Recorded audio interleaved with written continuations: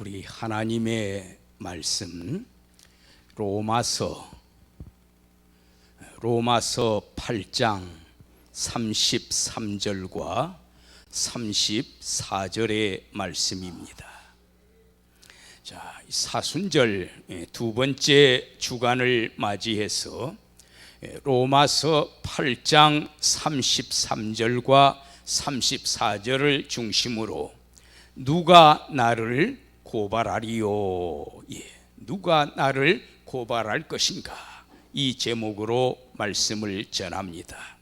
오늘 말씀을 통해서 하나님께서는 나를 항상 의인으로 칭하신다. 이 복음의 감격을 되새기며 구원의 은총에 감사하는 시간이 되기를 다시 한번 거룩하신 예수님의 이름으로 축원합니다.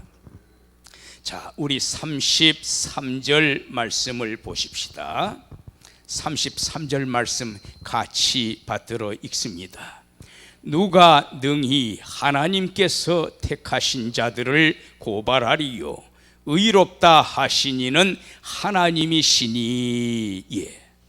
자, 이 사도 바울은 이 33절에서 누가 능히 하나님께서 선택하신 사람들을 죄인이라고 고발할 수가 있느냐? 누가 과연 그리할 수 있겠느냐? 수사 의문문을 동원해서 감히 그 누구도 하나님께서 이미 창세전에 선택하시고 예수 그리스도의 핏공로로 구원하신 하나님의 백성들을 결코 고발할 수 없다는 확신에 찬 고백을 했습니다.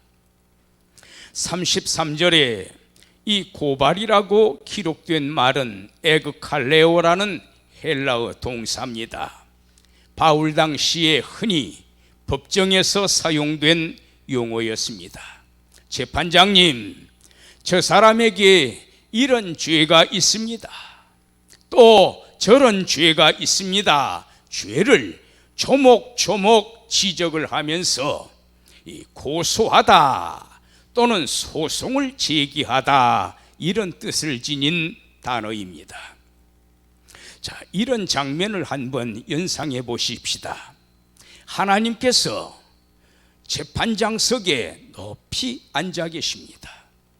그런데 어떤 관원이 나를 죄인으로 체포하더니 오랏줄로 포박하여 하나님의 법정에 들어섰습니다.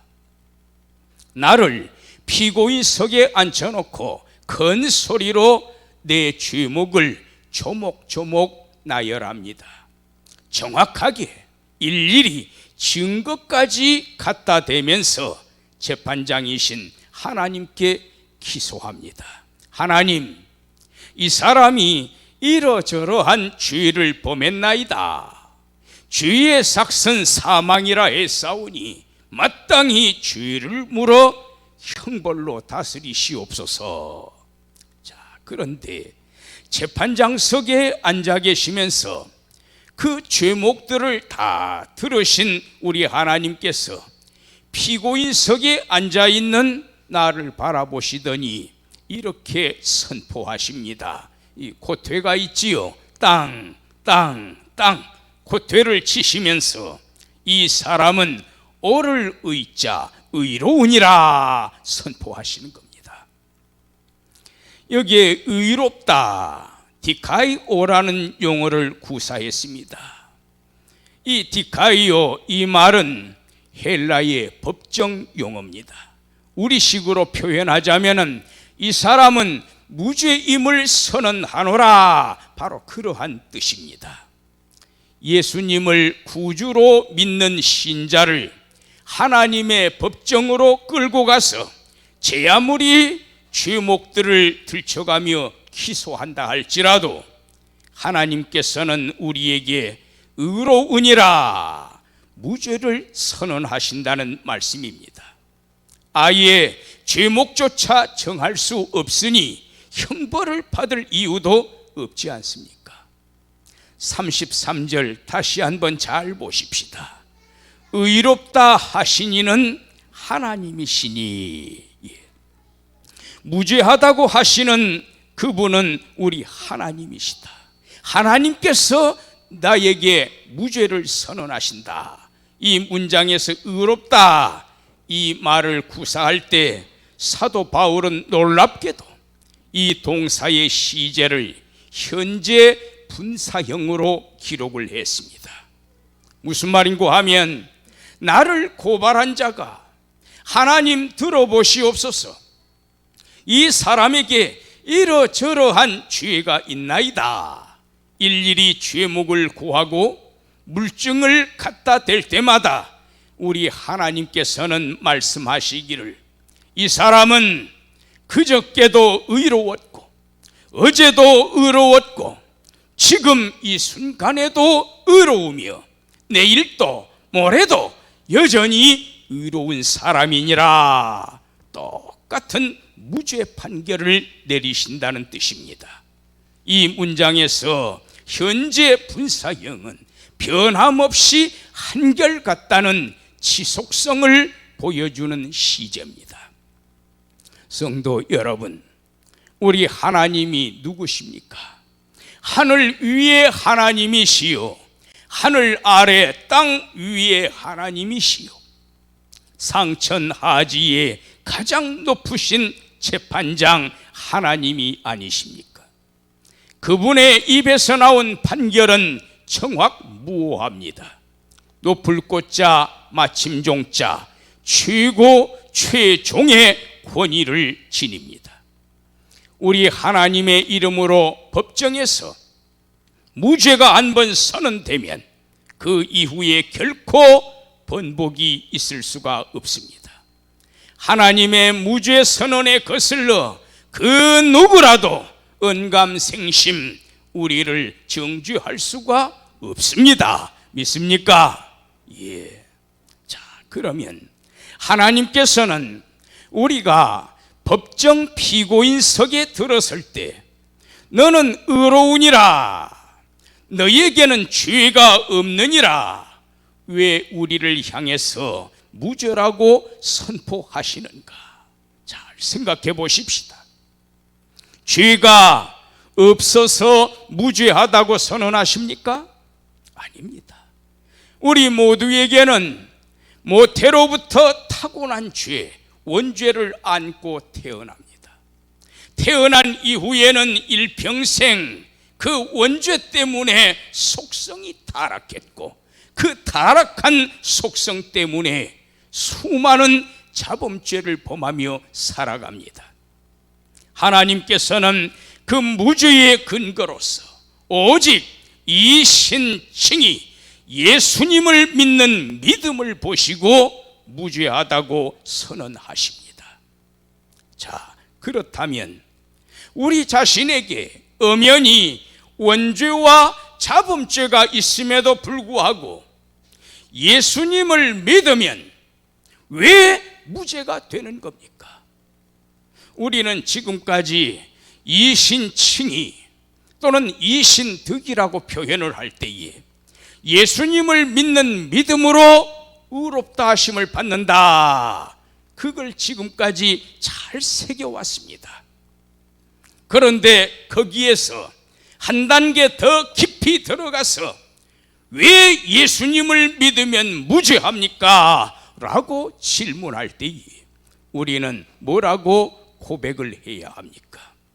자, 예수님을 믿으면 왜 무죄가 되나? 그 이유가 뭘까? 우리 34절 말씀 다 같이 받들어 읽습니다.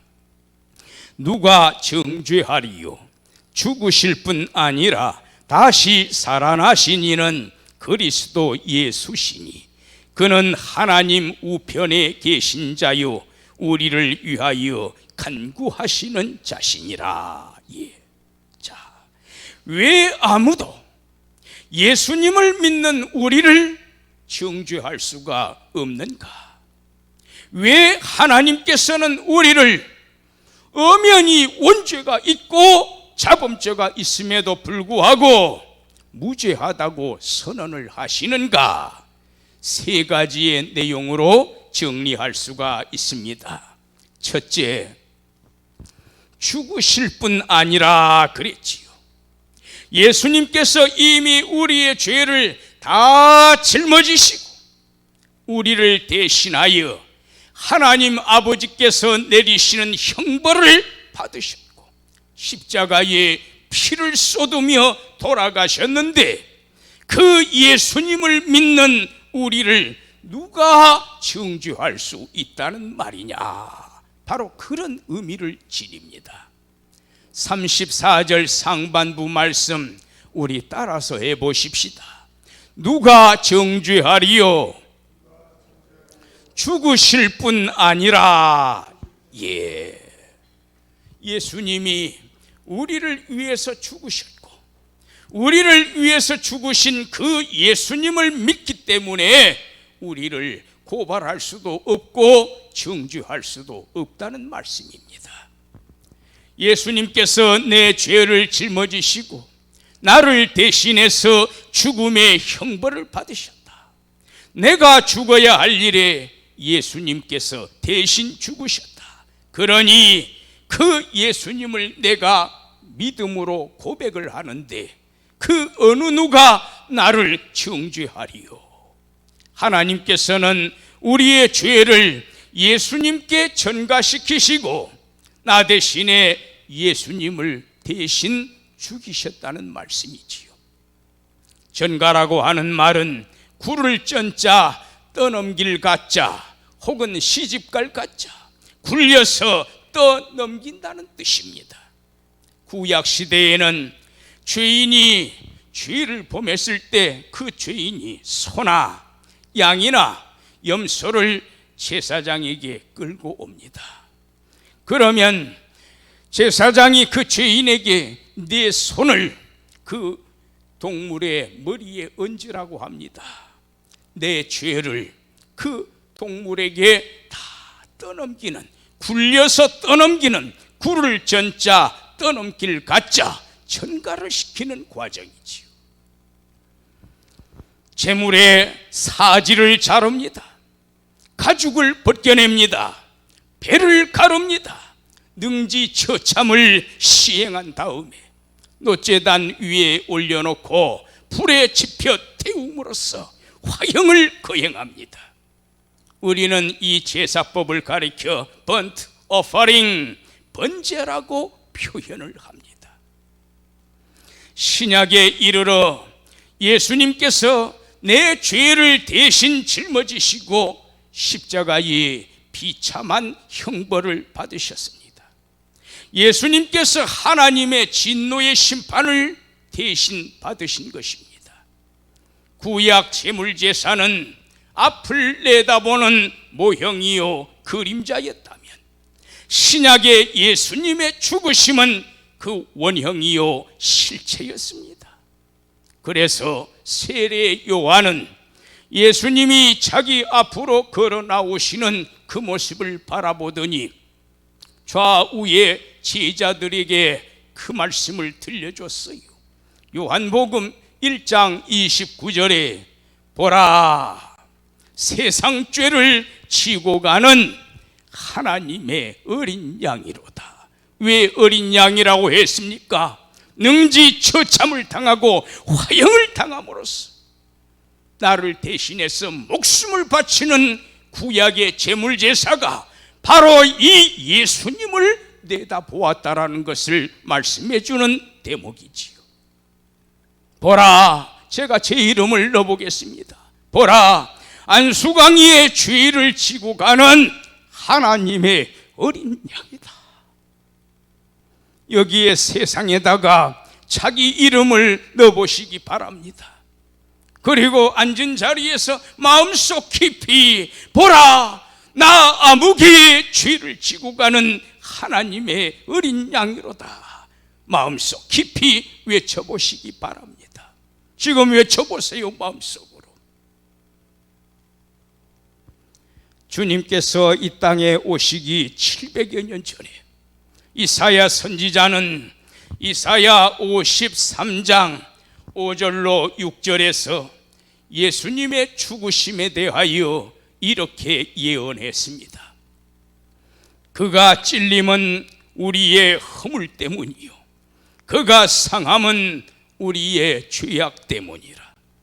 그가 징계를 받음으로 우리는 평화를 누리고, 그가 채찍에 맞음으로 우리는 나음을 받았도다. 그가 징계를 받음으로, 그가 채찍에 맞음으로 누구로부터요? 우리 하나님 아버지로부터 징계를 받았고 채찍을 맞았다는 겁니다. 왜요? 내 죄 때문에. 그래서 우리는 나음을 받았도다. 우리는 다 양같아서 그릇 행하여 각기 제 길로 갔거늘 여호와께서는 우리 모두의 죄악을 그에게 담당시키셨도다. 굴을 쩐자 떠넘길 가짜 전가시키셨다. 굴려서 떠넘겼다는 말씀입니다. 사랑하는 성도 여러분, 왜 아무도 예수님을 믿는 우리를 정죄할 수 없다는 말입니까? 예수님께서 내 모든 죄, 원죄도 자범죄도 과거의 죄, 현재 짓는 죄, 앞으로 미래에 범할 죄까지도 다 짊어지시고 내가 받아야 할 형벌을 대신 받으셨는데, 그 어느 누가 감히 나를 하나님의 법정에서 피고인석에 앉혀놓고 고발할 수 있겠느냐는 말씀입니다. 왜 아무도 예수님을 믿는 우리를 정죄할 수가 없는가? 왜 하나님께서는 예수 믿는 우리를 법정에서 너 무죄하다, 너 의롭다라고 선언하시는가? 둘째, 다시 살아나신 이는 그리스도 예수시니 우리에게 영생 복락 부활의 약속이 주어졌기 때문입니다. 34절 상반부 말씀 따라서 해봅니다. 누가 정죄하리요? 다시 살아나신 이는 그리스도 예수시니. 예수님께서는 무덤 속에 장사되셨지만은 죽으신 지 사흘 만에 죽은 자들 가운데서 다시 살아나셨습니다. 그는 하나님의 아들이셨기 때문에 사망의 권세를 깨뜨리고 영광스러운 부활의 몸으로 다시 살아나셨습니다. 사도 바울은 로마 교인들을 향하여 이렇게 외쳤습니다.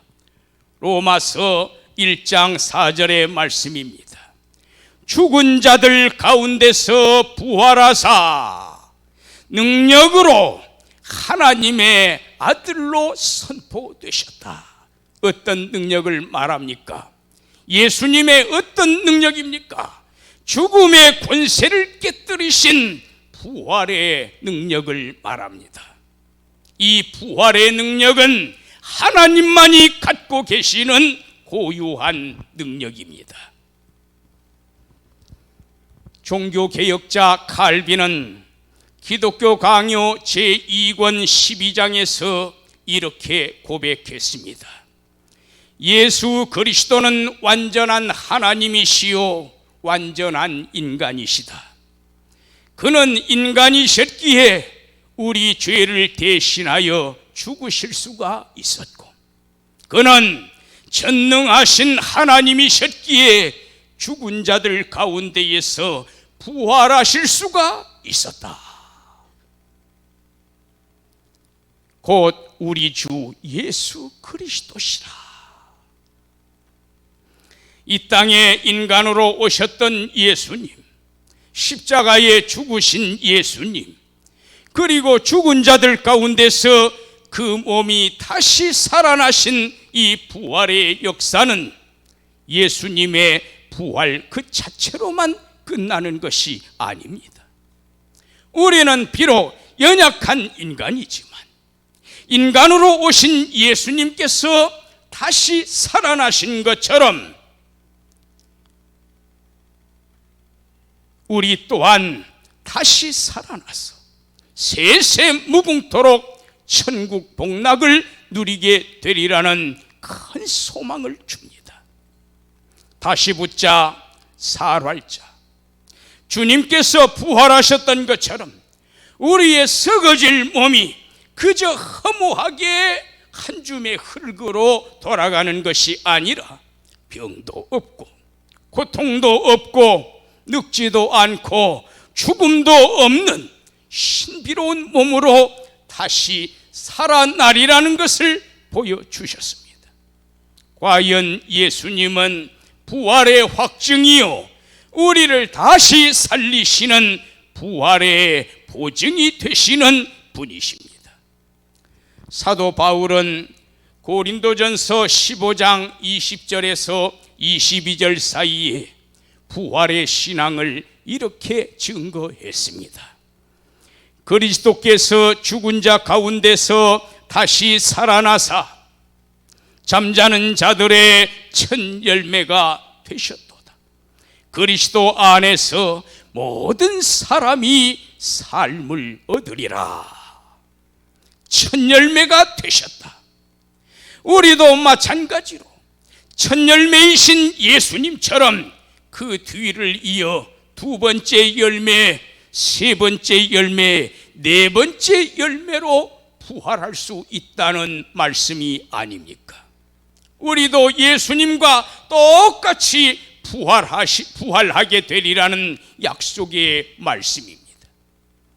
또 주님께서는 요한복음 6장 40절에 이렇게 증거하셨습니다. 내 아버지의 뜻은 아들을 보고 믿는 자마다 영생을 얻는 이것이니 마지막 날에 내가 이를 다시 살리리라. 예수님은 성자 하나님이십니다. 하나님이시기 때문에 죽은 자들 가운데에서 스스로 일어나셨습니다. 스스로 일어나신 전능하신 예수님은 마지막 날에 우리를 부활체로 다시 일으켜 세우실 것입니다. 왜요? 그분은 하나님이시기 때문에 모든 것이 가능합니다.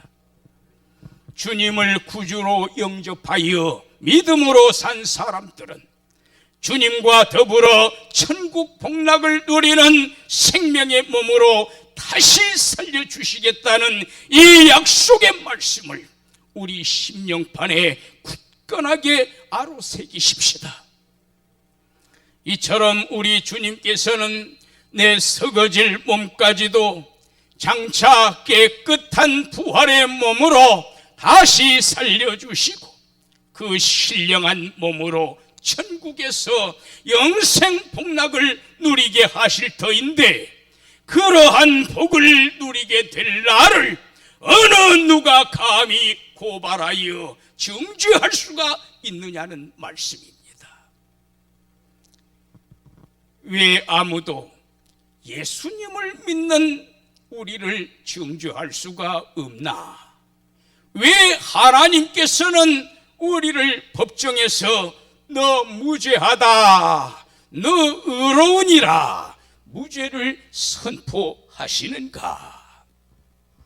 마지막 세 번째로, 그는 하나님 우편에 계신 자요 우리를 위하여 간구하시는 자시니라. 예수님께서 우리를 위해 지금 이 순간에도 쉬지 않고 우리 하나님 아버지께, 재판장님께 중보 기도를 올리고 계시기 때문입니다. 34절 후반부 말씀 우리 따라서 해보십시다. 누가 우리를 정죄하리요?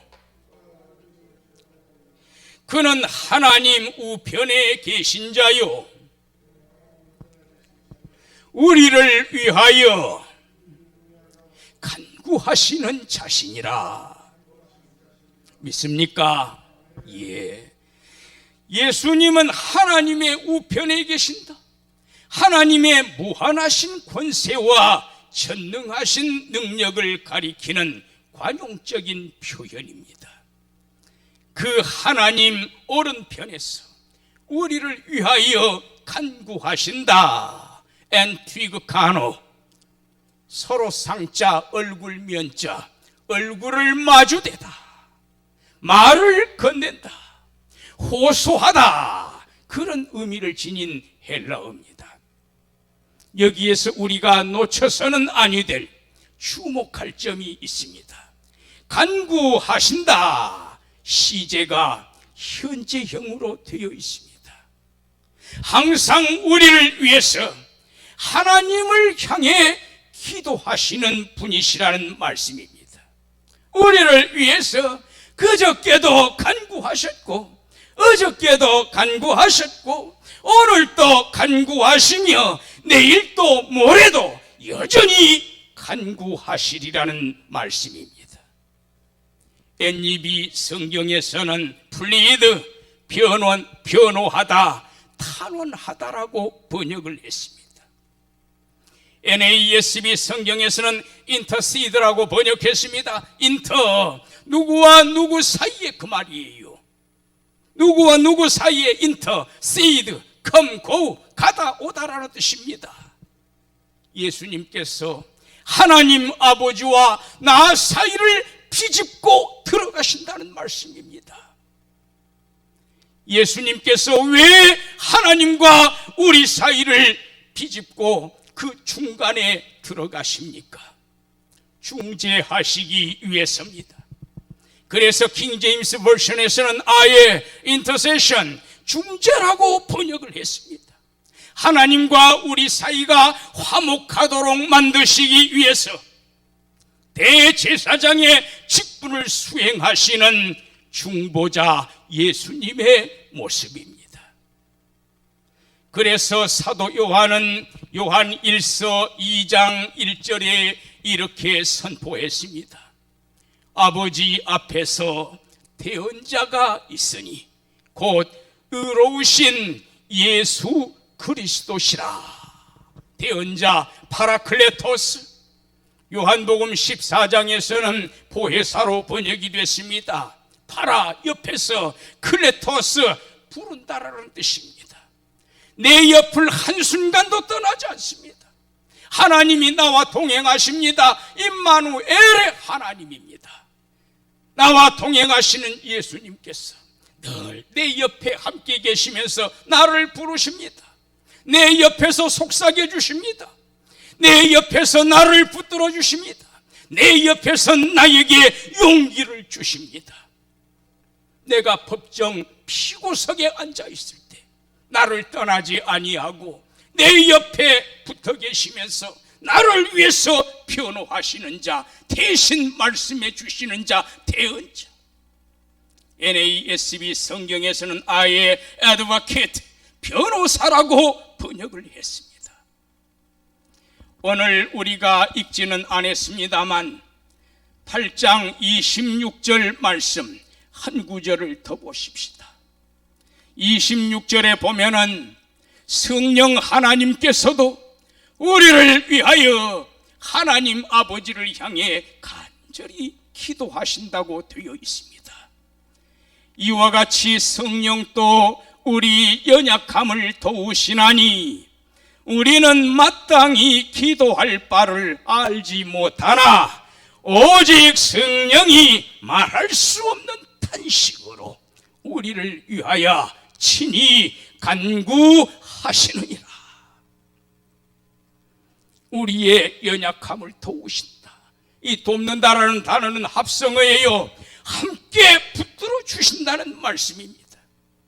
우리가 어느 정도로 연약한고 마땅히 기도할 바를 알지 못한다.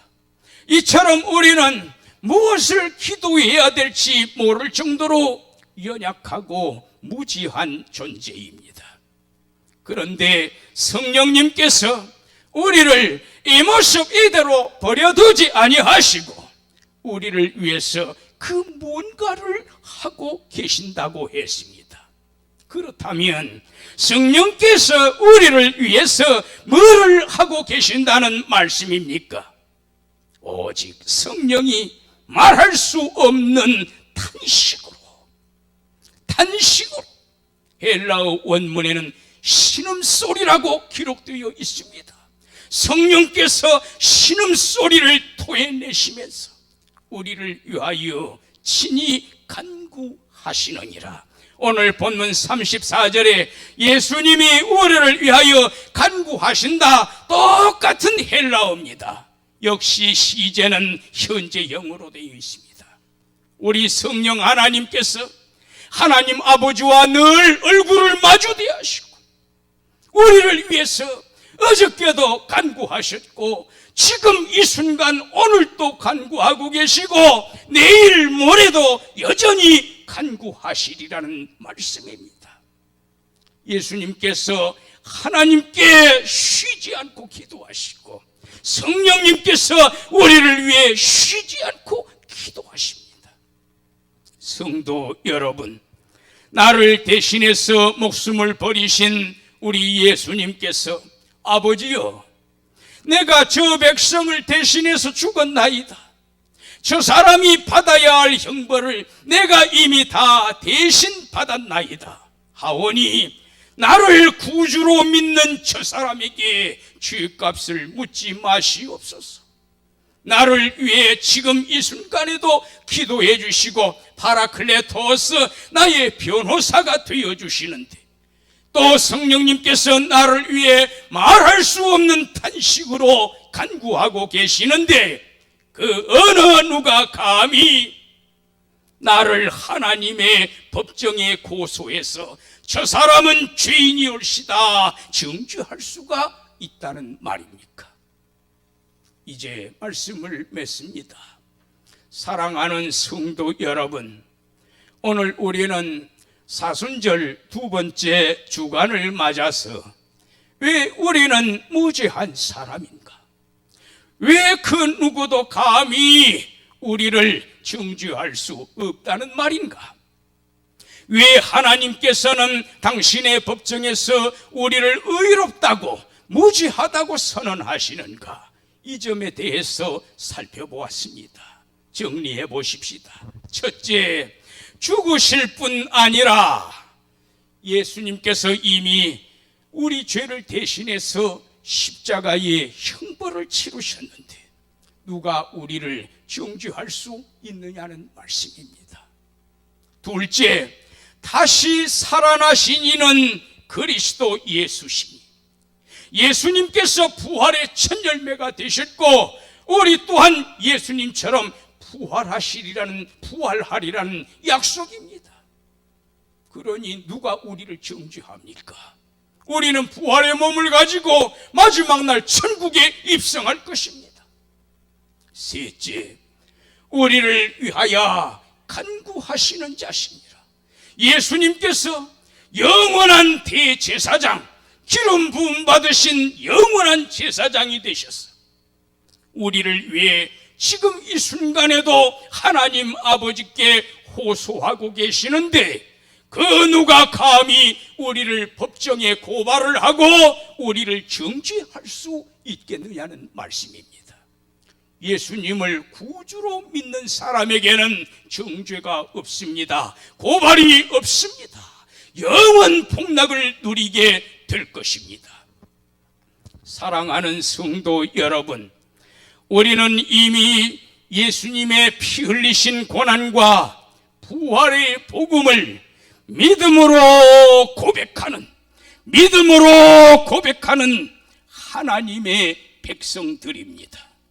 하나님께서는 이미 우리를 의롭다고 칭하셨기 때문에 그 누구도 감히 하나님의 법정에 우리를 고발하거나 정죄할 수 없습니다. 하나님, 왜 저 사람이 의인이라는 말씀입니까? 하나님 앞에서 감히 이 일을 제기할 수도 없습니다. 오늘 말씀을 심령판에 깊이 아로새기셔서 그 믿음이 더욱 새로워지고 죄사함의 은총에 감사 감업하는 복된 생을 사시기를 거룩하신 예수님의 이름으로 축원합니다. 기도하십시다.